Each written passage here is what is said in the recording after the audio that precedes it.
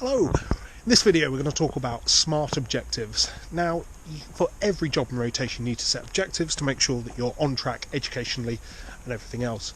Problem is that people pay lip service to SMART objectives, but they can be incredibly useful. But they stand for specific, measurable, achievable, realistic and time set. I'm going to give you a couple of hints and tips in this video just to make sure you don't get lost in the weeds with them. I like to break down SMART objectives into short, medium and long term. So for example, for myself, I want to be a GP trainer and that is a long-term goal. So to break it down, what do I need to be doing on a weekly basis? So on a weekly basis, I need to prove that I'm good at teaching. So that's specific. Specifically, what I would be doing is that I'll be offering my services to GP registrars and also trying to schedule some teaching. Guess what? I've got a session this afternoon. Measurable. That is very measurable because I can either show a diary, show some reflection that I've done from it, and then from that way. Achievable. As I say, I'm in a training practice, so I have GP registrars in and about all the time. I've had a chat with one of the current GP trainers to see if I can do it, and then take it from there. Realistic. It is realistic. I want to be a GP trainer, I'm a GP. It's not like I want to be a neurosurgeon trainer or a astronaut and a rocket scientist to boot.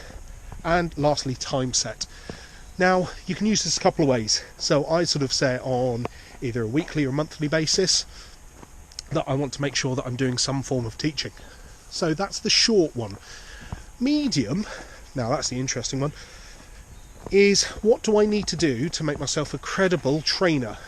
The obvious one that loads of my trainers have said to me is to get a PG cert or postgraduate certificate in medical education. Now I have thankfully signed up to that and got one through distance learning through Newcastle University, and if you want I can do some extra videos on that. Then longer term goals, using it for your over the next couple of years. I want to get my GP trainer training done. Again, I've had a couple of years under my belt, so it is realistic. I enjoy teaching and can prove that I'm, well, I think I'm reasonable at it.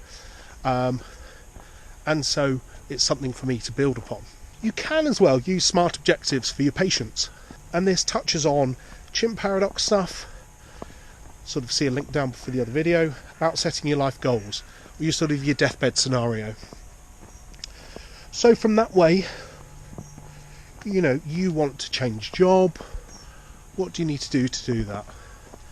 I want to be a lawyer in the next 8 years. Okay, well that's a long-term goal. What do you need to do now that you're, say, a teenager to get to that step? I need to study hard. Okay, fine. And so I need to put in the hours, and again, get them to start to break it down. A lot of these techniques touch on previous videos with chimp paradox and atomic habits, so have a look at those and check those out. Dr. Dave Highmarsh, GP Templates. I'll see you soon.